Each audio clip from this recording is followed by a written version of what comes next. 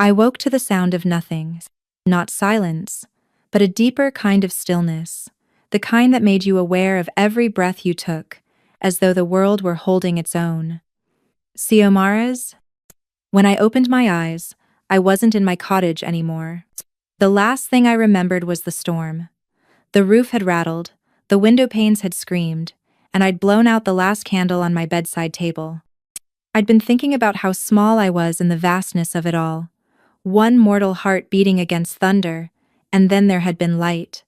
A strange, silver light that had bled through the cracks of the world and pulled me under, perpeti. Now, that light was everywhere. I was lying on a floor that shimmered like glass but felt warm beneath my palms. Mist curled around my fingers alive, almost, and when I looked up, I saw a ceiling made of moonlight. Pillars of silver stone rose high into a sky that wasn't quite a sky at all, but a reflection of one. Every inch of the air glowed softly, like the inside of a dream I wasn't meant to see. For a long moment, I couldn't move. I was afraid that if I did, the illusion would shatter and I'd wake up again back in my little cottage, with its leaky roof and my life that had never been meant for anything more.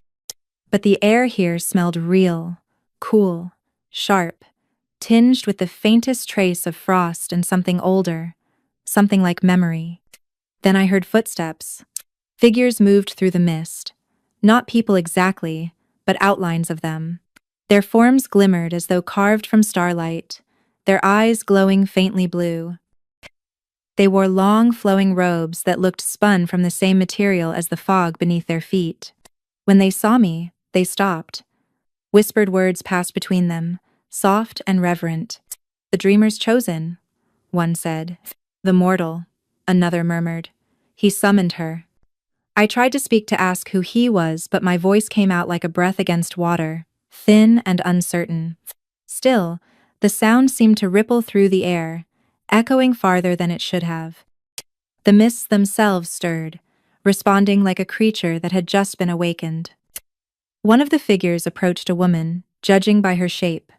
Her face was half veiled by gauze, her eyes kind but watchful. "You should not be here, mortal child," she said, her voice low, musical, ancient. "Yet the Alpha King wills it so." "The Alpha King?" I echoed, my pulse quickening. "What is this place?" She tilted her head slightly. "Samnara," she said simply. "The realm of sleep, the kingdom between life and shadow.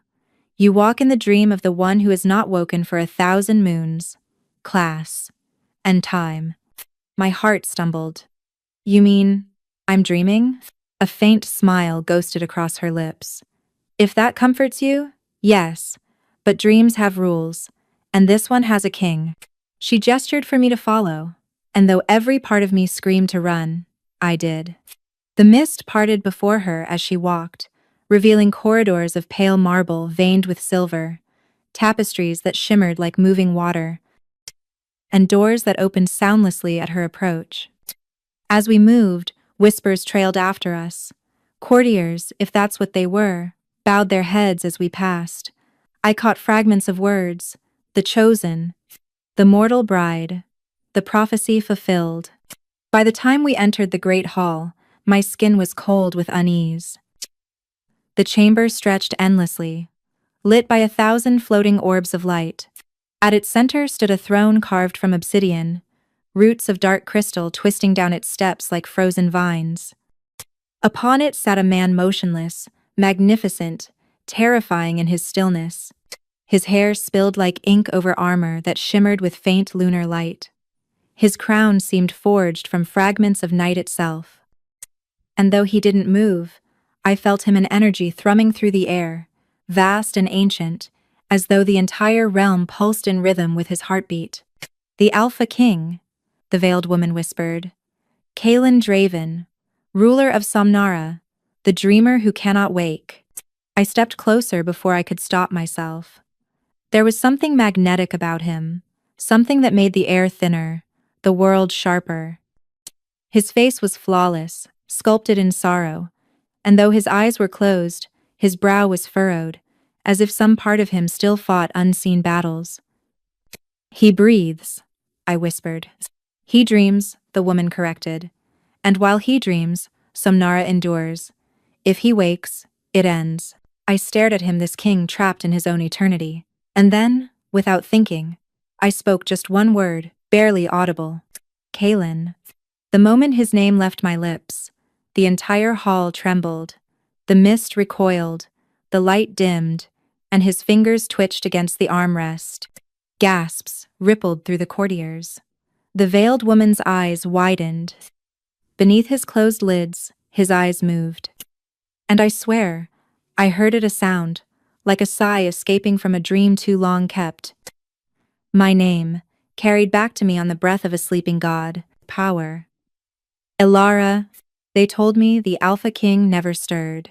Not when storms raged beyond Somnara's horizon. Not when dream spirits clawed at the palace gates. Not even when the moon itself vanished from the sky for 3 nights straight. But he moved when I spoke. I didn't notice it the first time. It was a whisper, almost nothing, the faintest flicker beneath his closed eyelids. When I asked, "Can you hear me?" The courtiers gasped. The mist shifted. And somewhere in the great hall, a torch that had burned blue for centuries flared white. Power story. By the second time, I knew it wasn't chance. Every syllable I spoke, every question, every breath made the air tremble as though the dream itself leaned closer to listen. His fingers twitched again. His chest rose higher with each word.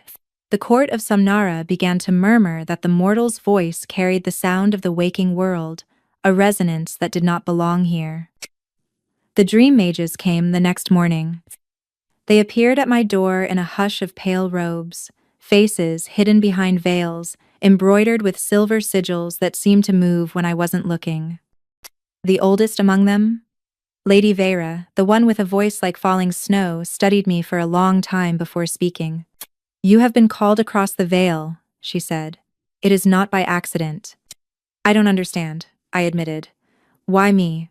Why would a king's dream pull in someone like me, someone ordinary?" Her eyes, sharp and ancient, glinted behind the veil. "Ordinary things are often keys to locked doors, but not all doors should open." I frowned. "You think I could wake him?" Vera's silence was answer enough. Then she stepped closer. I could see faint runes shimmering across her palms, protective sigils that flickered like candlelight. "You must not speak to him again, mortal. His mind is fragile, and this realm depends upon it. If he wakes before the curse is broken, the dream will collapse and both of you will fall with it."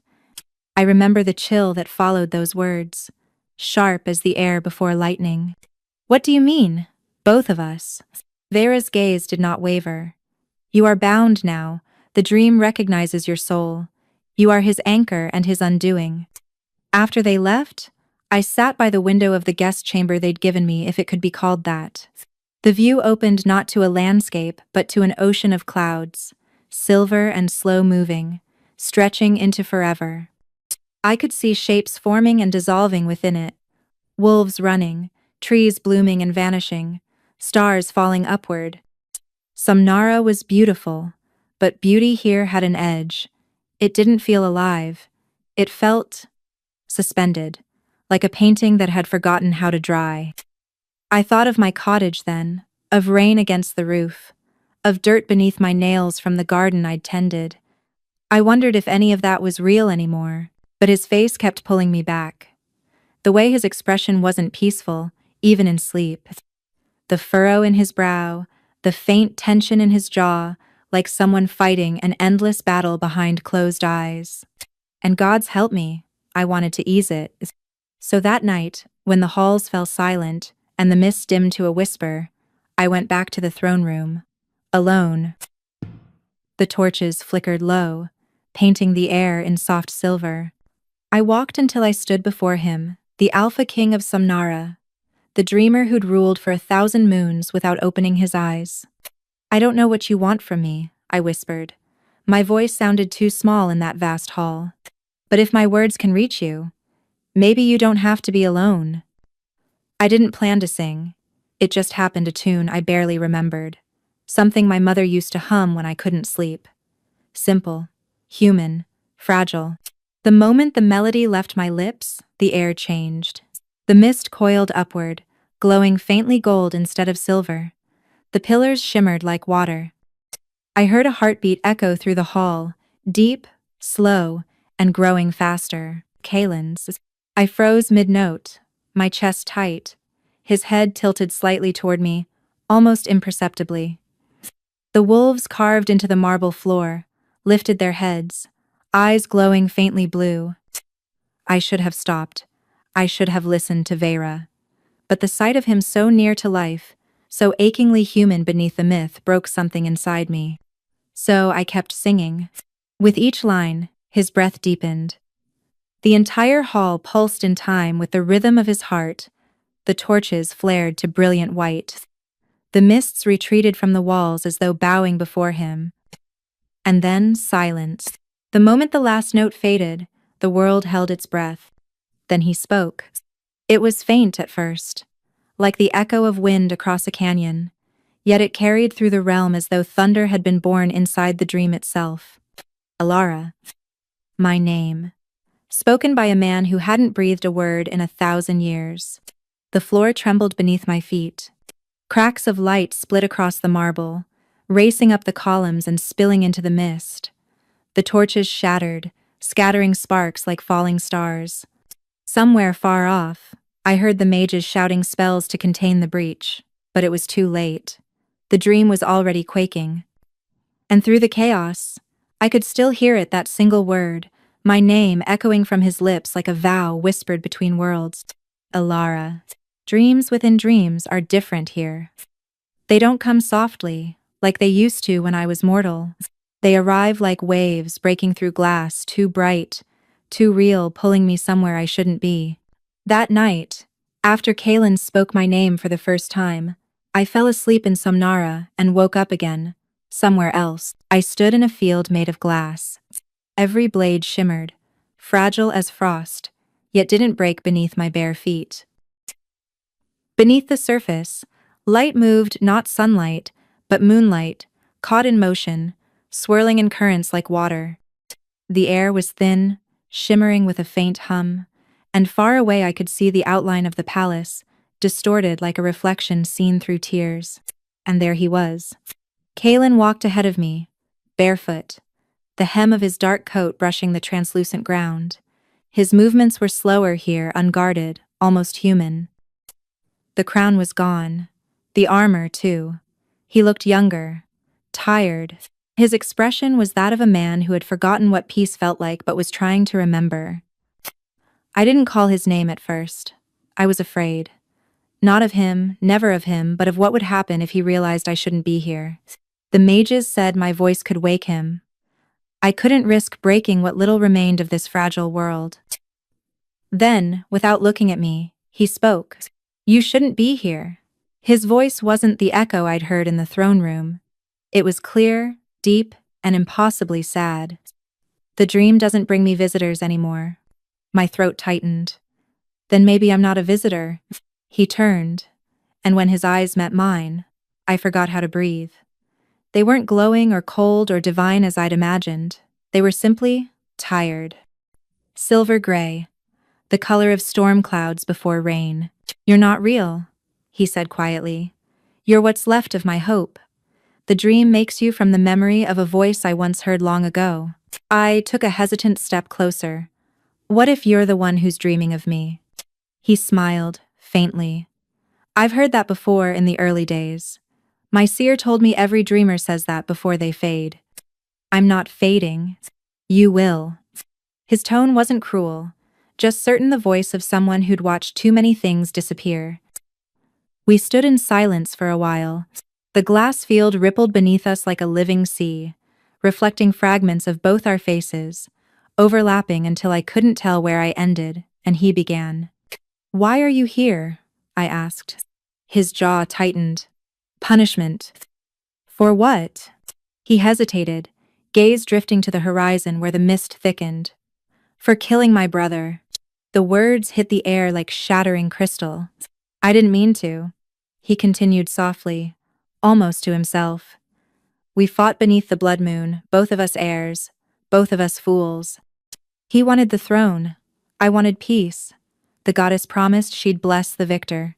She didn't say she'd curse the survivor. He looked down at his hands as if they still carried blood, power. When I struck him, I felt something tear. The moon went dark. My pack fell silent. And when I woke, I wasn't awake. The goddess locked me here in my own mind, in my own regret. She said I would sleep until I understood what it meant to take life from love. She said I would sleep until I understood what it meant to take life from love. My chest ached. And your brother? He laughed once bitterly. He walks beyond the veil, his spirit the only thing that still visits me in nightmares. He stands just out of reach, reminding me what I destroyed.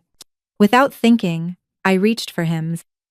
My hand brushed his arm, and for an instant, warmth flooded between us, a spark of something that felt like forgiveness waiting to be spoken. His eyes flickered in surprise, as though he'd felt it too. "You shouldn't touch me," he murmured. "The dream bends around contact. It'll remember what it's not supposed to, pry it." But I didn't pull away. Maybe it needs to remember. He looked at me for a long moment, his expression unreadable. Then, softly, almost reverently, he said, "You feel real." "I am real." He shook his head, but his voice trembled. "If that were true, I'd wake." The horizon darkened. The mist began to churn, pulling at the edges of the field. Kalen's figure wavered like a reflection in water. I tried to hold on, but the ground beneath me fractured, lines of light spreading outward like cracks in a mirror. "Kalen," I began, but he was already fading. He reached out one last time. His fingertips grazed my cheek, light as air. "If you are real," he whispered, "then please, forgive me." The world shattered. I gasped awake in my chamber, drenched in cold sweat. The air smelled of iron and smoke. For a heartbeat, I thought it was still the dream, until I saw the wall opposite me, split clean through by a glowing fissure. Outside my window, the silver mist that had always floated still and perfect now swirled violently, bleeding streaks of black into the light. The palace trembled beneath me, paintings sliding off walls, mirrors cracking one by one. I stumbled to the corridor. Servants of mist ran past, their forms flickering like dying candles. Somewhere far below, I heard the faint toll of a bell, one that had never rung in this timeless realm. The dream was breaking, and deep within the trembling palace, I could feel it again, that same heartbeat from before, now faster, stronger, echoing through every wall and floor and breath. Kalen's. He was trying to wake. The palace didn't stop trembling for 3 days. Mirrors cracked, corridors bled light, and the mists that once glided like silk across the marble floors began to behave like smoke, restless, dark-edged, alive. The servants whispered that the dream was thinning, that the king's pulse had grown too strong for the realm to contain, and everyone knew who had caused it: me. By the third dawn, the dream mages came for me again, this time without ceremony. They didn't bow. They didn't whisper. They simply took me by the wrists and led me down the endless corridors toward the inner sanctum, where the high dream mage waited, Lady Vera. She stood before a great mirror that showed no reflection, only ripples of light moving like breath across water. Her veil had been replaced by a circlet of woven crystal that glowed faintly blue, and her expression, what I could see of it, was no longer kind. "You've disturbed the balance," she said before I could speak. "Do you know what you've done, mortal?" I only spoke. I said, though my voice was small, the words trembling against the air. He heard me, precisely." Her tone was sharp, but beneath it there was something almost like pity. "And that is the danger. And that is the danger."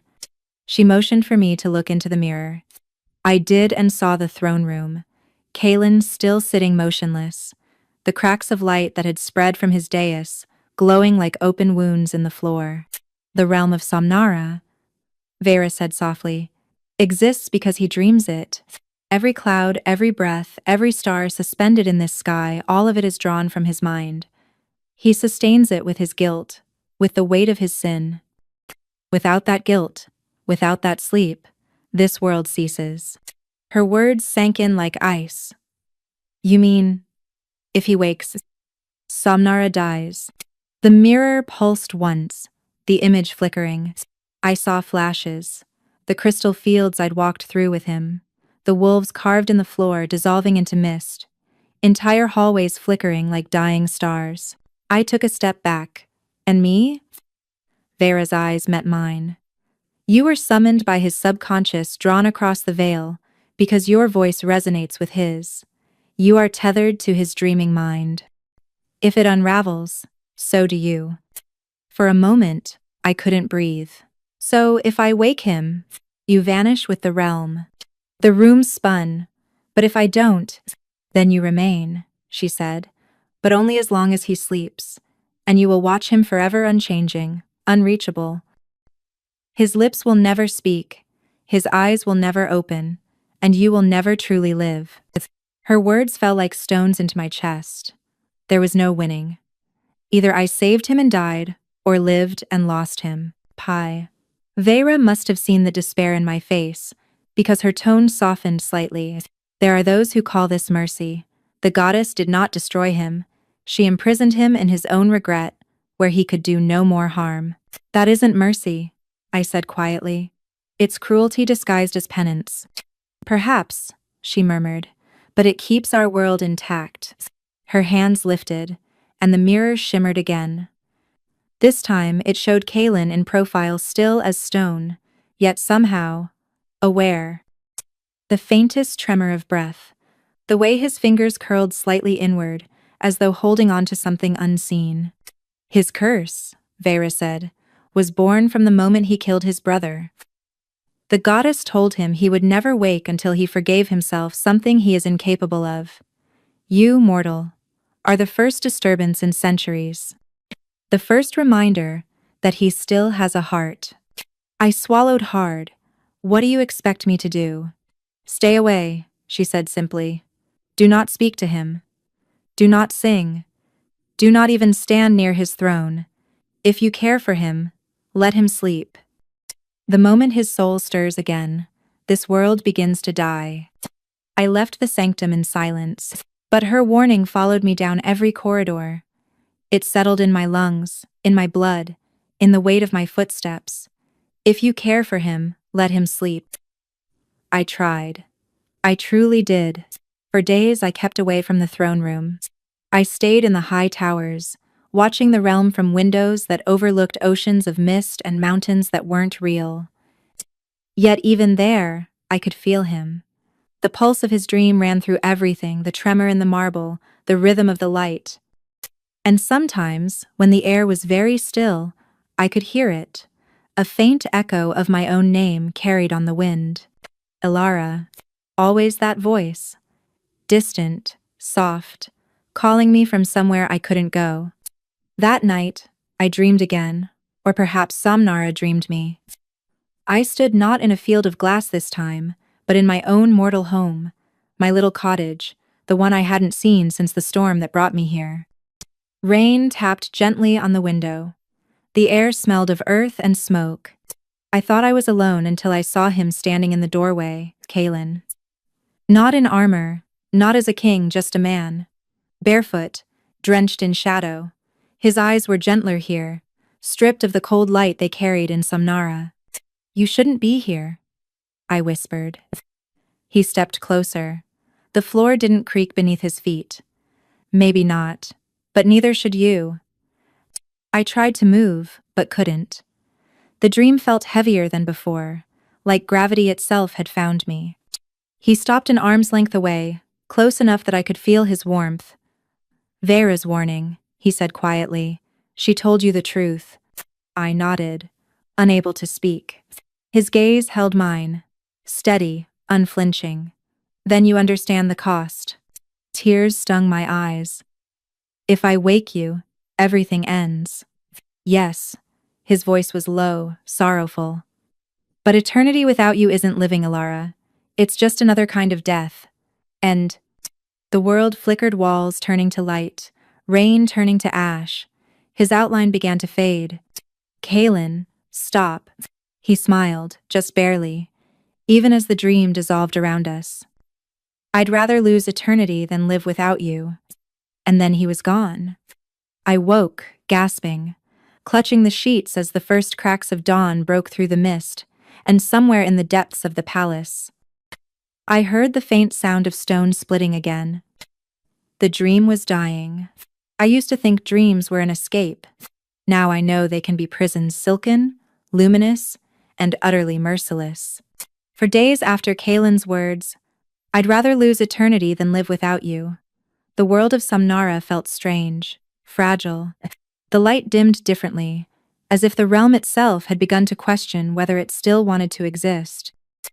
Every time I closed my eyes, I felt something tugging at the edges of my mind, a pull not toward rest, but remembrance. It began with a sound, a low, steady rhythm that didn't belong to this place, mechanical, sterile, and heartbreakingly human. I didn't recognize it at first. Then, slowly, I realized it was a heartbeat monitor. Beep, beep, beep. The sound threaded itself into my dreams, like a whisper from another life. I followed it through the marble corridors that now flickered like film about to burn, through the mist that carried the scent of antiseptic instead of rain. And suddenly, I was standing in a white room. Fluorescent lights hummed above. Machines blinked at my side. A frail body lay on the bed, my body, tubes in the arm, skin pale, lips parted in a half-breath. The figure looked peaceful, but not alive. A nurse's voice echoed faintly through the door. She's been like this for weeks. We're losing her. I reached out, trembling. My fingers passed through the bedrail as though through smoke. So that was it. I wasn't just a visitor in Samnara. I was dying in the waking world. The realization struck hard, not as fear, but as a kind of weary clarity. I'd thought the storm that night had ended with sleep. But sleep hadn't been rest, it had been a crossing. My heart had stopped somewhere between one world and the next, and this dream had taken me in like a tide that refuses to let go of what it finds. I heard another sound, then softer, deeper, older than the beeping machines, a heartbeat that wasn't mine. Kalen. When I turned, he stood beside me, the same dark hair, the same mournful silver eyes, but here, in this sterile light, his presence made no sense. The dream didn't belong here, and yet he seemed at ease. "This is where you came from," he said quietly, his voice low enough that it seemed to vibrate inside me. "Your body calls to you, even as your soul drifts." My throat tightened. "Then I can go back?" "You could," he said, "but not without tearing the veil between our worlds. And if you return?" He trailed off, his gaze heavy with meaning. "I'll vanish," I whispered. "Yes."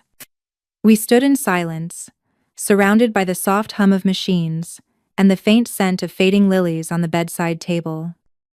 My mortal self, the one who had once fretted about bills and rain and small, human heartbreaks, lay a breath away. And yet, I couldn't reach her. Kalen's hand brushed mine, warm and solid, the only real thing in a place that wasn't supposed to have him. "I remember now," I said, the words coming like fragments of a forgotten prayer. "The storm. I fell asleep and didn't wake up. My heart failed." He didn't flinch. "Your heart brought you here. That's not life, Kalen. This isn't real." He looked around the hospital room, the flickering monitors, the unmoving body, and yet, neither is that. There was something almost cruel in the truth of it, both worlds demanding loyalty, neither one promising peace. "I don't belong in your dream," I said softly. His eyes darkened. "You think this is my dream?" "It has to be," I said. "Samnara exists because you're asleep." He stepped closer, so close I could feel the heat of him through the cold air. "Then tell me why you bleed when I hurt, why your heart beats in time with mine, why you are the only thing in this endless slumber that feels alive." My breath caught. Because you made me that way. Or because you made me remember what it means to live. He lifted his hand then, and something shone between his fingers, a ring unlike any I'd ever seen. It wasn't metal, or jewel, or stone. It was light, a soft silver band that pulsed like a heartbeat, woven from the glow of the moon itself. "I've given this ring before," he said quietly, eyes fixed on it. "Once long ago, to my brother's betrothed. The night I took his life, I swore I'd never bind another soul again. Powers." He looked at me then, and for the first time, I saw him not as the Alpha King, not as the dreamer, but as a man burdened by too many centuries of silence. "Take it," he said. "It's not a crown or a vow. It's a promise that if you leave this place, I will find you, even if I must follow you into death." The ring hovered above his palm, its light trembling like a living thing. I shook my head, tears stinging my eyes. "You'll destroy everything. Samnara, your people. They were never real," he said, his voice breaking. "They are fragments of my guilt, born to keep me asleep. You are the only truth this dream ever gave me." The ring flared brighter. I felt its warmth spill into my chest, into both of me, the dreamer and the dying woman. The line between the two blurred until I couldn't tell which one was real anymore. "Kalen." His fingers brushed mine as he placed the ring in my palm. "Then choose," he whispered. "Stay and fade with me, or wake, and I will follow." The light surged, flooding the room. My mortal heart stuttered a single skipped beat, a static gasp on the monitor. And through it all, I heard him one last time, voice steady, even as the world began to fracture around us. "If death is the price of love, then I will pay it." The monitor screamed one long, continuous tone, and the dream dissolved into white. Dreams aren't supposed to bleed. But Samnara was bleeding. The first sign came with the color of the sky. It used to be silver, pale, quiet, endless. Now it flickered, streaked with veins of red and black, as though something beneath its surface was clawing to escape. The palace trembled constantly. Corridors shifted without sound. Mirrors wept light. The air itself began to crackle with the weight of something breaking, not just magic, but memory. Lady Vera said the dream was unraveling. I could see it. The marble floors now pulsed with light that looked like veins. The paintings that once told Kalen's story, the battles, the coronation, the blood moon, now warped and distorted. His brother's face in the murals began to move, eyes following me down the hall. In the courtyards, the flowers burned white-hot before turning to ash. And through it all, I felt Kalen's heartbeat growing stronger. Every pulse echoed through the realm like a drum. It was as if his soul was fighting to wake, clawing toward life. But with every thrum, Samnara's edges came apart a little more. By the time I reached the throne room, the walls were breathing. The air shimmered with fractures of light, and I could see glimpses of other places inside them, fragments of his memories. A battlefield soaked in rain. A hand holding a blood-stained crown. The moment his sword pierced his brother's chest, the dream was collapsing under its own guilt. Kalen sat where he always had, still and perfect, but no longer peaceful. His head tilted slightly to one side, his hands gripping the throne so tightly that cracks spidered through the obsidian. His brow furrowed, as if he were enduring pain, too great to name. And though his eyes were still closed, his lips moved soundlessly, shaping words I couldn't hear. I ran to him. "Kalen," I whispered, my voice trembling. "You have to stop. You're tearing yourself apart." He didn't move. But the air around him shuddered. The light from the fractured windows shifted, scattering across his armor. For the first time, I noticed that the edges of his crown had begun to fade, not into light, but into shadow. Lady Vera's words haunted me. "If you care for him, let him sleep." Power. But how could I, when every tremor of his realm screamed in agony? How could I watch him suffer in silence, bound to a nightmare that devoured itself every time he remembered? I reached out. My fingers brushed his hand cold, rigid, carved of something too ancient to be flesh, and then warmth burst through me. It wasn't gentle. It was violent, like the pull of a tide against my soul. My knees buckled as the energy tore through my arm, my breath catching in my throat. I could feel my heartbeat stutter once, twice before finding his rhythm. It was as though our hearts were trying to sync, but every beat that steadied his made mine weaker. The light from the cracks in the wall brightened, burning white. The dream pulsed in time with us, one heartbeat, two lives intertwined. "Kaylin," I gasped. "Please, stop." He didn't hear me, or maybe he did, but couldn't answer. His grip loosened slightly, his fingers curling around mine, and the moment he did, the energy doubled. My vision blurred, the room tilted. I could feel him drinking in my life, not cruelly, not by choice, but as if the dream itself demanded it. The mists howled, the torches shattered. The sky outside split open, revealing flashes of his memories. Kaylin as a boy, kneeling beside his brother. Kaylin on a battlefield, covered in blood. Kaylin standing before the goddess, begging for forgiveness. Each image tore through me, burning behind my eyes. I tried to pull away, but his hand tightened around mine, not in dominance, but desperation. The moment I met his gaze, those closed eyes beneath heavy lashes trembling, I understood. He wasn't fighting to wake for power or freedom. He was fighting for me. Love in this realm wasn't soft. It was sacrificial, sharp, and consuming. And I was being consumed. My breath came shallow. My skin glowed faintly, that same silver light I'd seen in his crown. It leaked from my fingertips, spreading across our joined hands until it ran into his veins. His color changed from pale stillness to something warm, alive. He was stealing my life to awaken. And I let him. The palace screamed around us. The cracks in the walls widened, revealing nothingness, the void beneath the dream. Vera's voice echoed faintly in the distance, shouting words of warning I could barely hear. But I couldn't stop. If my life could give him even one heartbeat of freedom, I would give it. "Kaylin," I whispered again, voice breaking. "Come back to me." A single tear slid down his cheek, and then his eyes opened. Not the pale gray I remembered, but molten silver, blinding, alive. They locked onto mine, wide with recognition, with terror, with love. The connection between us snapped like a lightning strike, throwing me backward. I hit the floor, breathless, my hand still glowing where he'd touched me. He was awake. The throne behind him split clean in two. Light burst from the fractures, flooding the hall. The dream quaked beneath us.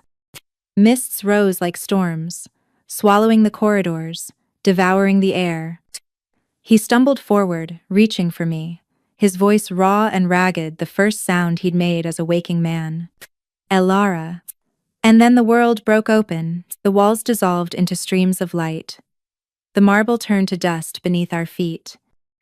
Every dream, every memory, every echo of Samnara's beauty collapsed inward like a dying star. As the light swallowed us both, I saw the truth of it. His awakening wasn't salvation. It was the end of everything that had ever loved him enough to keep him sleeping. And then, there was nothing but white. When Kaylin opened his eyes, the world screamed. It wasn't a sound the ear could catch. It was deeper, older, made of every broken memory the dream had ever swallowed. The walls shuddered, the sky cracked open, and the air itself splintered into pieces of light. He gasped once, sharply, as if pulling in his first breath in centuries, and then silence. A silence that wasn't peace, but fear holding its breath. I was on the floor, weak and trembling. My skin still shimmered faintly from the light he had taken from me. The marble beneath me had turned translucent. I could see shadows of running wolves trapped beneath its surface, pounding against the glass like ghosts desperate to be freed. Kaylin stood over me, unsteady, alive. His crown had vanished. The obsidian armor that once gleamed like night was fractured, pieces falling away into ash. His hair fell in tangled strands around his face, And his eyes. Gods. His eyes were the storm itself, not silver anymore, but molten, as if they carried the moon and fire both. Elara, he breathed, my name breaking apart in his mouth like a prayer he didn't know he'd been holding for centuries. I tried to rise, but my knees gave out. The world felt thinner, weaker. The dream no longer obeyed the rules that had once bound it. You shouldn't be awake, I whispered. You weren't meant to. I know. He looked around at the trembling walls, the bleeding sky. I can feel the realm fighting me. It doesn't want me here anymore. As if to prove his words, the palace convulsed. The windows shattered inward, spilling not glass but fragments of memory images flickering in the air like dying candles. Kalen is a boy chasing his brother through sunlit fields, his mother's hand brushing his hair from his face, his sword raised against blood. The dream was coming undone, memory by memory, and then the spirits came. They rose from the mists, shapes made of smoke and grief, faces half-formed from Kalen's past. His soldiers, his slain, his brother. Their mouths opened, but their words were only screams. They're his creations, I said, backing toward him. They think he's their god, and they think he's killing them. Kalen's jaw tightened. They're right. One spirit lunged the outline of a wolf, its eyes hollow and burning blue. Kalen's hand lifted on instinct, and a pulse of light threw it back, dissolving it into dust. But for every one that fell, 3 more rose. He reached for me, pulling me behind him. Don't look at them, he said. They feed on recognition. Kalen, stop, you can't fight them all. I won't go back. His voice deepened, carrying the weight of something ancient. Do you understand me, Elara? I will not sleep again. You'll die, I said. The dream can't hold you. Then let it break. The spirits screamed louder. The floor beneath us cracked wide, showing nothing beneath it, just endless white. Whole towers began to crumble into the void. The throne split apart completely, disintegrating into dust. Kalen's strength faltered for the first time. He staggered, clutching his head, eyes glowing with pain. It's collapsing inside me. I can feel it, the centuries, the guilt they're unraveling too fast. I caught him as he fell to one knee, my hands gripping his shoulders. His body burned with energy, too much for one being to hold. It felt like trying to touch lightning. Kalen, I whispered, tears stinging my eyes. You have to rest. He shook his head. If I sleep again, I lose you. You'll fade when the dream resets. I can't. His voice broke. I can't lose you. The spirits circled us, the mists closing in like walls. Somewhere above the chaos, I saw Lady Vera appear standing on the crumbling stairway, her veil torn, her hair loose for the first time. She looked both furious and afraid. This must end, she shouted over the noise. He was never meant to wake. Kalen's head snapped toward her. You would have kept me prisoner forever? You are the prison, she cried. Somnara is built from your mind. Every breath, every dream, they exist because of you. If you leave, there is no realm left to rule. I never wanted to rule, he roared. The sound shook the ground beneath us. Vera turned to me, her eyes desperate now. Elara, listen to me. The choice isn't his. It's yours. My heart stopped. Mine? You're the anchor, she said, voice trembling. He's tethered to this world through you. You can call him back to sleep, seal the curse again, and save what's left of Somnara. Or, you can let him wake fully and watch it all burn. Kalen's hand gripped mine, his touch feverish. Don't let them chain me again. Don't let them erase you. I will not wake to a world without you in it. Please, Vera begged. If he stays awake, both of you will perish. Everything he ever created will vanish. I could barely breathe. My body was still faintly glowing from where his power had touched me. Around us, the palace continued to fall, staircases disintegrating midair, windows collapsing into the void. The spirits screamed louder, trapped between existence and oblivion. Kalen looked at me, and for a moment, The chaos fell away. There was only him, his trembling hand in mine, his gaze filled with defiance and something softer, something unbearably human. "I would rather die as a man with you," he said, voice breaking, "than live 1,000 years as a god without you." Vera's voice cut through the storm. "Choose, Alara." The ground gave way beneath my feet. The light swallowed the throne, the sky, everything. I felt the pull of two worlds tearing at me, one begging for mercy, the other begging for love. And as the last fragment of the dream began to dissolve, I whispered the only word that mattered, but the wind carried it away before even I could hear which choice I'd made. They say the soul has weight, that it can be measured in the moment between life and death, but what they never tell you is how it feels when yours begins to divide. My body was splitting in two. One half clung to Samnara, to Kalen's trembling hand, to the shards of light that used to be a kingdom. The other half drifted somewhere colder, sharper, where machines whispered and my mortal heart struggled to remember its rhythm. Every beat felt weaker, fainter, fading beneath layers of dream. I could hear both worlds.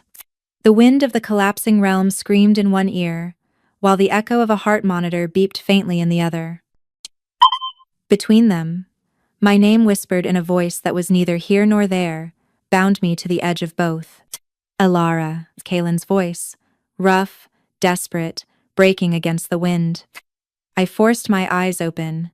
We were standing in the ruins of what had been the throne room, now nothing more than fractured sky and streams of silver light. His arms were around me, steady though his body trembled with exhaustion.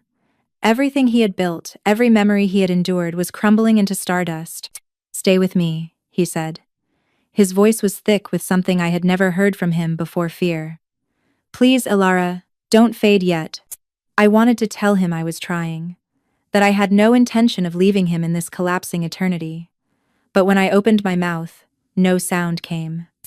My voice, the one that had once awakened him, was gone, pressed his forehead against mine, breathing raggedly.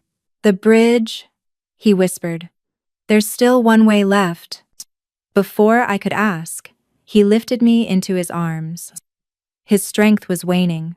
I could feel the tremor in his muscles, the shudder in his breath, yet he carried me as though I weighed nothing. The light around us shifted, forming a faint path stretching into the distance, the mirror pool. It lay beyond the ruins, a vast, shimmering lake of glass that reflected not what was before it, but what was possible.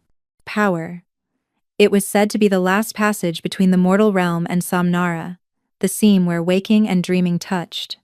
As he carried me closer, I saw my reflection rippling across its surface, or rather, two reflections.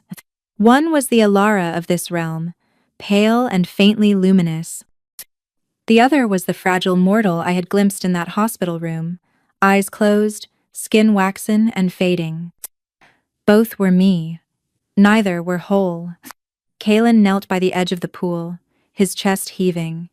The air around us pulsed with unstable energy, each breath shaking the ground beneath his knees. "This is it," he said softly. "The bridge between worlds." His voice cracked. "If we cross, we can merge them, the mortal and the dream. You'll live again." I looked up at him, my vision blurring. "And you?" His silence told me everything. "The bridge demands balance," he said finally. "A life for a life. For you to return, something must stay behind." I tried to move, to protest, but my limbs felt like mist. "Kalen, no." He smiled faintly, a sadness woven through it. "You were never meant to die here, Alara. You were meant to wake." The wind rose around us, carrying whispers, the voices of his realm, his creations, his memories. I could feel them pleading with him, pulling him back, begging their king not to abandon them. But he didn't look away from me. "Potter. I've spent centuries sleeping," he said, his voice low and steady, even as the sky above us fractured into threads of light. "Centuries waiting for forgiveness that never came. I thought I was cursed to dream forever. Then you appeared not to save me, but to remind me what it means to want to live." He reached into his chest, then not with his hand, but with will alone. The air shimmered, bending around him as light began to leak from his skin, silver and warm. His essence, the immortal part of him that bound Samnara together. No, I whispered, finding my voice at last, raw and broken. You can't give that to me, you'll die. He smiled again, faintly. I already did. Long ago. The light from his body began to flow into the pool, rippling across the mirrored surface. Images rose from it, scenes from both worlds, my hospital bed, his throne, the field of glass where we'd first met. The two realities overlapped, struggling to coexist. The reflection of my mortal body stirred, its fingers twitched, its chest rose once, shallowly. The machines in the distance beeped faster. I could feel life tugging at me, pulling me upward. Kalen's grip tightened. Go, he said. No. My tears burned against my skin, not without you. If you stay, he whispered, the dream collapses. Everyone here, everything will vanish. And if I go, then you live. And I'll find you, even if I have to follow through death itself. He leaned forward, pressing something cold into my hand. I looked down the ring of moonlight, glowing brighter than ever, pulsing like a living heart. This is my essence now, he said. When you cross, it will anchor both worlds through you. The pool's light grew wilder, swirling into a vortex that reached toward the shattered sky. My body began to lift, drawn toward the mortal reflection. I clung to his arm, desperate, terrified. Kalen, please. He touched my face, his voice trembling. You once gave me a heartbeat when I had none. Now I give you mine. The wind roared. The bridge split open, a seam of light between two existences. I felt my soul stretch, caught between love and life, dream and death. Kalen's body began to dissolve, his edges fading into the glow. His eyes never left mine. I will find you, he said one last time, and then the light swallowed him whole. I screamed his name, reaching into the storm of silver and shadow, but my hand met only cold water. And then, everything went still. The pool went dark. The dream was gone. And I was falling not into sleep this time, but into life. There are moments when the soul remembers what words cannot. The moment Kalen began to fade, something inside me broke, not with pain, but with recognition. The kind of knowing that doesn't come from thought or memory, but from the marrow. I understood then what he was doing, what he had chosen. The mirror pool blazed like a star torn in half. Silver light poured from his chest in cascading ribbons, curling through the air, wrapping around my body like threads of warmth. It wasn't just light, it was memory, heartbeat, essence. It was him. Stop, I gasped, reaching for him. Kalen, please don't do this. He smiled faintly, the corners of his mouth trembling as his form flickered between man and mist. You once gave me a reason to wake. Let me give you a reason to live. The wind howled through the collapsing sky. The last towers of Samnara crumbled behind him, falling upward into the void. But his wolves emerged from the mists one last time. Dozens, hundreds, maybe thousands. Their forms glimmered like starlight, spectral and proud, circling the mirror pool in silent reverence. And then they bowed, every one of them to their king. Kalen's breath hitched as the light from his body grew brighter, spilling from his skin like water from a broken vessel. His crown, that cold circlet of shadow and silver, cracked down the center. He lifted his hand to it, and for a heartbeat, his eyes met mine. There was never power in this, he said softly. Only burden. Let it end here. The crown dissolved into dust, and in its place, the light flared so brightly it made the stars themselves bow. He stepped toward me, not walking, but drifting, his body half translucent now. Every breath I took felt heavier, slower, like I was inhaling his last moments. The mirror pool rippled beneath our feet, showing flashes of both worlds, his dream kingdom burning away, my mortal body lying pale beneath hospital lights. The two realities overlapped, quivering like reflections in a storm. I can't live in a world without you, I whispered, tears spilling freely now. I don't want this life if it costs you yours. He reached up, brushing my tears with fingers already turning to light. Then live for both of us. The air trembled. The wolves howled in unison, not in mourning, but in tribute. Their voices merged with the wind, with the breaking of the dream itself. Every note sounded like a promise, an oath that would outlive time. And then Kalen pressed his hand against my chest, right above my heart. I felt it immediately, the pulse of something vast, ancient, endless. His essence flowed into me in a torrent of silver fire.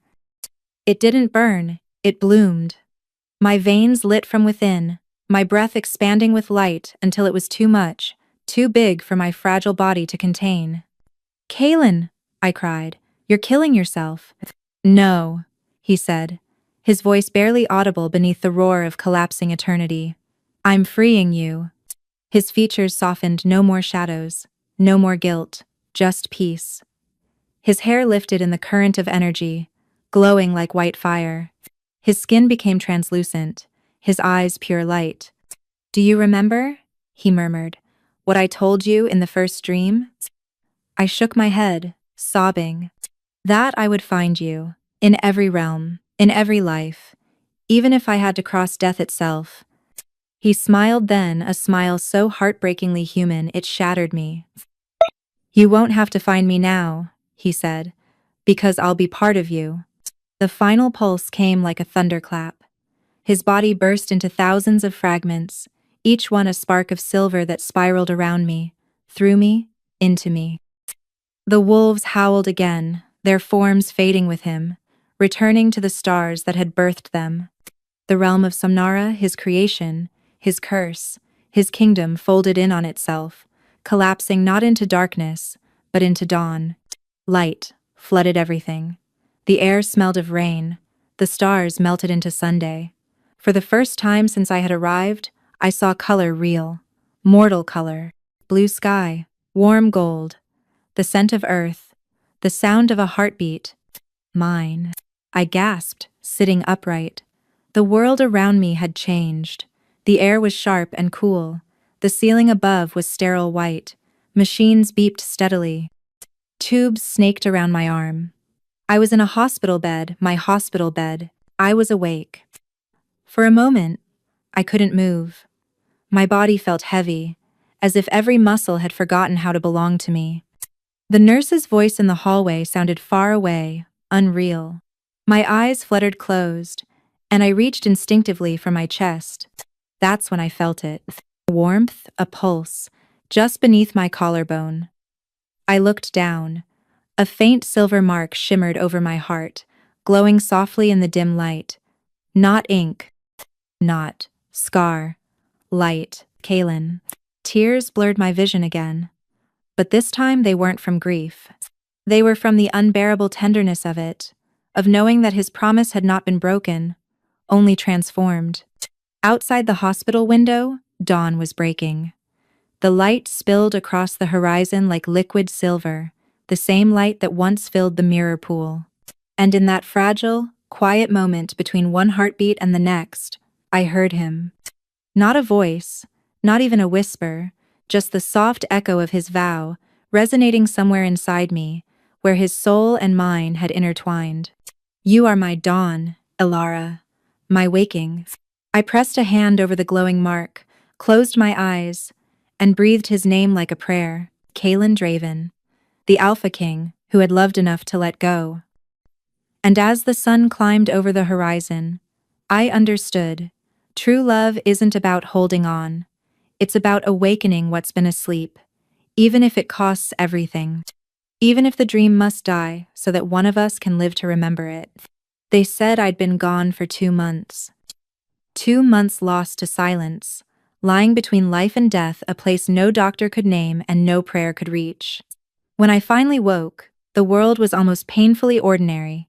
White walls, the hum of fluorescent lights, the antiseptic scent that clung to my skin, no matter how many times the nurses wiped me down. To them, it was a miracle. To me, It felt like morning. The doctors called it a coma.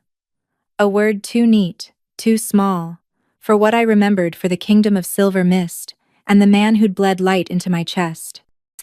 They said I must have been dreaming, that my mind had conjured something beautiful to survive the darkness. They smiled when I told them about Samnara, as though I were describing a fairy tale rather than the place I'd left my heart. I stopped talking about it. It was easier that way. They sent me home after 3 weeks of observation. My body had healed faster than anyone expected. I could walk, though each step felt as though I were learning gravity for the first time. The sunlight outside the hospital was warmer than I remembered, too warm, too real. The air smelled of rain and exhaust and blooming jasmine from the neighbor's garden.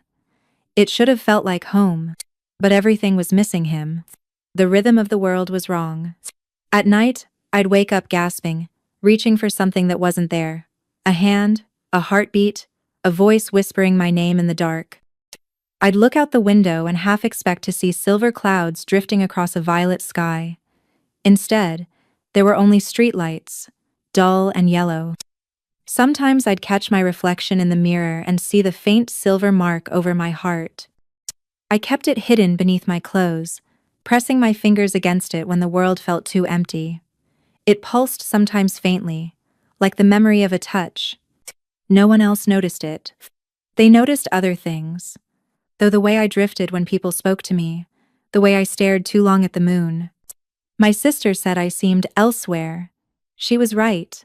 I was still halfway inside a dream that refused to let me go. One evening, about 6 weeks after I woke, I went back to my cottage, the one I'd fallen asleep in the night of the storm. It looked exactly the same.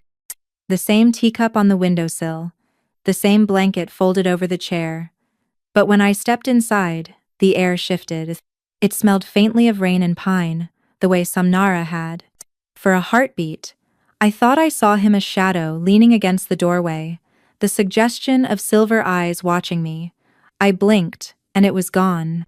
The rational part of me, the one that had learned to nod politely at doctors and pretend to believe their explanations, whispered that it was memory, not magic, hallucination, grief. But deep down, something inside me stirred that same part of my soul that had once walked barefoot through dreams and called a sleeping king by name. That night, I couldn't sleep. The air was too still, the silence too heavy. I wandered outside and stood barefoot in the damp grass. The moon hung low and full, its light pooling around me like spilled milk. Power. The world was washed in silver again. And for the first time since I'd awakened, the air tasted like him, cold and soft and infinite. I tilted my head back and whispered, "Kaelin." The sound disappeared into the night. No answer came, but the mark over my heart burned faintly, a warmth that spread through my ribs like a heartbeat, not entirely my own. I pressed my palm to it, closing my eyes. "I miss you," I said softly. "I don't know how to live in a world without you." A breeze passed through the trees, not random, not aimless, but rhythmic. It brushed against my skin in time with my pulse. For a second, I thought I could hear the echo of his voice in the wind. "You are my dawn, Alara. My waking." Tears pricked my eyes. The doctors said my dreams were just my brain healing. But how do you explain the way the moonlight itself seems to hum when I speak his name? Power. How do you explain a world that feels hollow when it used to be full of music? I went back inside and sat by the window, pulling my knees to my chest. The clock ticked quietly. Midnight came and went. The world stayed still. And then faintly, from somewhere far beyond the hills, I heard it. A howl. Low and mournful at first, rising into something wild and familiar. It wasn't the sound of any wolf I'd ever heard. It carried through the air like a pulse, steady and alive, vibrating in the hollow of my chest. My heart stumbled, then matched it beat for beat. The mark over my heart flared silver, brighter than it had ever been. The room around me shimmered faintly, as if caught between two worlds, one waking, one dreaming. I stood, trembling. The howl came again, closer this time, threaded with something more than instinct, recognition. It was his voice, carried through distance and death and memory, a sound that wasn't supposed to exist in this world. "Kaylin," I whispered into the night. The wind answered, with another echo, soft, deliberate, alive. My pulse raced, the mark burned. Somewhere between the stars and the silver moon, the impossible seemed to stir. And for the first time since I'd opened my eyes in this too real world, I dared to believe that the Alpha King who had loved me across dreams might not be gone after all. Because the howl that filled the night wasn't just sound. It was a heartbeat. And it was calling mine. The howl came again. It cut through the night like a blade, low, resonant, and impossibly alive. It wasn't just a sound, it was a summons. My heart stuttered in recognition long before my mind caught up. Kaylin. I didn't think. I just moved. The grass was slick with dew as I crossed the meadow behind my cottage, barefoot and trembling.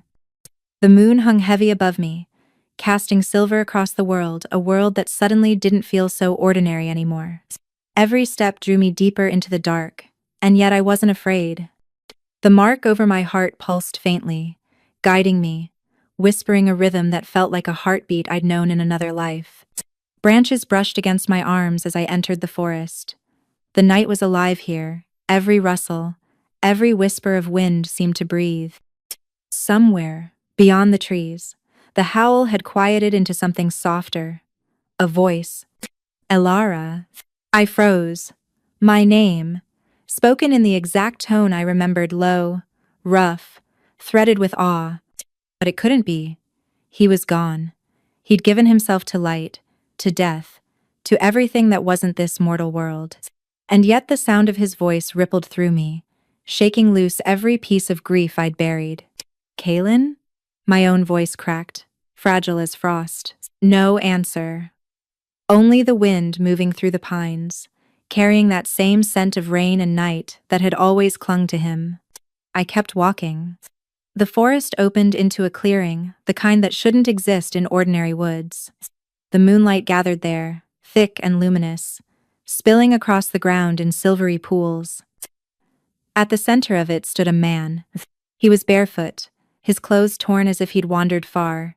His hair was dark, damp with mist, and his skin glowed faintly in the moonlight. But it was his eyes that stole my breath. Gray, the same storm gray I had once stared into across a kingdom of dreams. He looked at me like a man seeing sunlight for the first time. Elara, he said again, uncertain this time, as though testing the shape of my name on his tongue. I took a step forward. My throat ached. Do you know me? He frowned, his gaze unfocused, as though searching for something that refused to come. I don't know, he said finally. His voice trembled, soft and raw.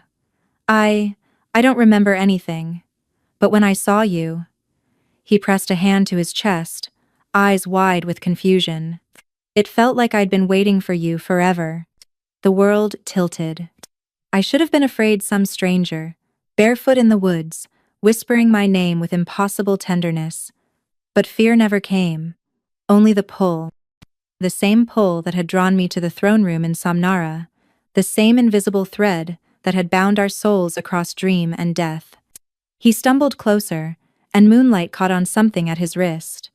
A faint, silvery scar, perfectly circular, like a mark left by a vanished crown. My breath caught. Kaylin, I whispered, tears pricking my eyes. It's you. He hesitated. That name. His brows furrowed, his hand trembling slightly. Why does it feel like I should know it? Because it was yours, I said softly. You were the Alpha King. He laughed, not mockery, but disbelief. A king? He looked down at his hands as if seeing them for the first time. I can barely remember my own face. You don't have to remember, I said, stepping closer. I do. For a heartbeat, the world stood still. The air shimmered faintly, as though holding its breath. The silver mark over my heart began to throb, warm beneath my skin. He saw it, then the faint glow spilling through the fabric of my blouse. What is that? He asked, voice hushed. Yours, I whispered. He didn't understand, not yet, but his hand lifted hesitant, reverent, and before I could stop him, he reached out. His fingers brushed the spot over my heart where the mark lived. The instant he touched me, the forest erupted in light. It wasn't just illumination, it was recognition. The silver from my mark flared, mirrored by a glow blooming beneath the scar on his wrist. The two lights reached for each other, like old lovers finding their way home. He gasped, stumbling back, clutching his arm. I fell to my knees, breathless, my chest burning with warmth so fierce it was almost unbearable. The air shimmered with echoes, faint visions flickering like fireflies. His face in the mirror pool, the wolves bowing, the moment his essence had poured into me. He saw them too. I could tell by the way his expression shifted from confusion to awe to something deeper, something older. What is this? He whispered. Who are you to me? I swallowed hard, tears spilling freely now. I'm the reason you woke. He looked at me as though he were seeing beyond skin and bone, into the place where memory becomes soul. His lips parted, a tremor passing through him. I don't understand, but I feel like I've known you forever. The light between us pulsed again once, twice in perfect rhythm with our hearts. The connection that had once belonged to the dream now lived in flesh. The forest began to darken, shadows curling at the edges of the clearing.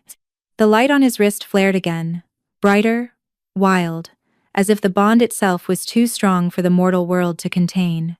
He took a shaky step forward. Alara, what's happening? I don't know, I whispered. But I did. The dream was coming back, through him. The silver light spread outward, filling the clearing, reflecting off the trees, until everything shimmered. The air was thick with the scent of moonlight and memory. Kaylin's hand found mine again steady, warm, real. Our joined touch blazed brighter than the moon above. And then, somewhere deep within the glow, I heard the faint echo of a wolf's howl, the sound of Samnara's soul stirring awake. Kaylin flinched, his eyes flashing silver for a heartbeat. Alara, he breathed, what have you brought back with me? The light flared one last time, and the forest vanished into white. There are mornings that feel like memory, not of something that was, but of something that still is, somewhere just beyond sight. The forest hadn't been the same since that night. The silver light that had bound Kaylin and me had faded from the air, but it lingered beneath the skin of the world in the hush before dawn, in the way the mist clung to the trees, in the faint hum I could still feel beneath my ribs. Samnara hadn't died. It had shifted. It no longer lived behind my eyelids, or in the fragile borders of sleep. It lived through us. Through the way his touch felt too familiar for strangers. Through the way my heart still glowed when he was near.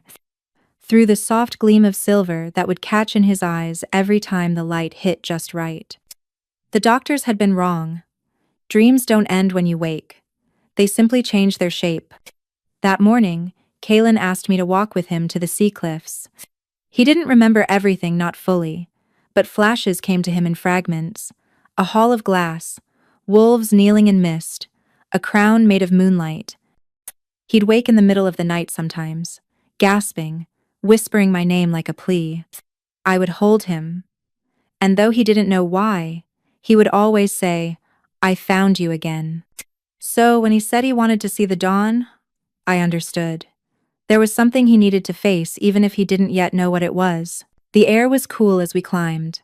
The sea stretched below us, dark and endless, the waves rolling like distant memories. The horizon glowed faintly with the first light of morning. Kaylin walked ahead of me, his hands tucked into the pockets of his coat. He was dressed like any other man now, no crown, no armor, no title. But when the wind caught his hair and the sun touched his face, I saw the king in him still, not the ruler of a realm, but of his own reborn soul. When we reached the top, he stopped, staring out over the sea. I could feel the veil even before I saw it, the air shimmering faintly, like heat over water. It was thin here, the line between worlds. You feel it too, don't you? I whispered. He nodded slowly. Like something breathing, he said. Something waiting. I stepped beside him. It's Somnara, I murmured. What's left of it? He glanced at me, eyes storm gray, searching. I thought it was gone. It isn't gone, I said softly. It's inside us now. You rebuilt it not with power, but with love. You gave me your essence, Kaylin. The dream didn't die. It simply followed. He looked down at his hands, turning them over as though he could still see the faint glow of the realm in his palms. I still don't understand why I came back, he said quietly. Why I'm here, like this. I smiled faintly. Because you weren't supposed to dream forever. You were supposed to live. The wind whipped my hair across my face. He reached out, brushing it back with a tenderness that made my throat ache. His hand lingered, his fingers tracing the place where the silver mark still glowed faintly through my blouse. Every time I see that, he said softly, I remember, light, wolves, a crown. His voice broke a little. And you, always you. Tears blurred my vision. You saved me, I whispered. You gave up everything to bring me back. He shook his head slowly, a smile ghosting across his lips. No, you were the one who woke me. The words caught in the air between us. For a heartbeat, the veil shimmered brighter, silver threads twisting in the dawn light. I could almost see the outlines of Somnara, its towers, its fields of glass, the faint silhouettes of wolves watching us from beyond the mist. The world was breathing again. Through us, Kaylin turned toward me fully. The wind carried the scent of salt and rain and something unearthly, the same scent that had followed him in the dream. His gaze was steady now, sure, as though something in him had finally remembered how to exist in both worlds at once. Elara, he said quietly. I met his eyes, and the moment stretched, endless. He stepped closer, close enough that I could feel the warmth of his breath. The veil shimmered brighter behind him, like the moon bending toward the Sunday. You were never the dream, he said, voice trembling with truth. You were the reason I woke. Something inside me broke, not with pain, but release. The first rays of dawn spilled over the horizon, flooding the cliffs with gold and silver. The light reflected in his eyes and in mine. For an instant, the world seemed doubled again. 2 skies, 2 seas, 2 souls, 1 heartbeat. The mortal and the eternal, walking the same line. He reached for my hand. The silver scar on his wrist glowed faintly, answering the light over my heart. The bond pulsed once, steady and calm. Not a curse anymore, not a tether, just a promise. We stood there until the sun was high enough to dissolve the mist. The veil shimmered one last time, then faded, leaving only the sea and the sound of waves and the warmth of his hand in mine. For the first time, I didn't feel torn between worlds. I didn't feel like I'd lost anything, power. Because both the dream and the dawn were ours now. The Alpha King and the mortal. The dreamer and the awakened. Walking together through a world reborn, one made not of sleep or power, but of love, that refused to end, even when the dream did. And as the light brightened, silver flickered in both our eyes, proof that some dreams, once awakened, never die.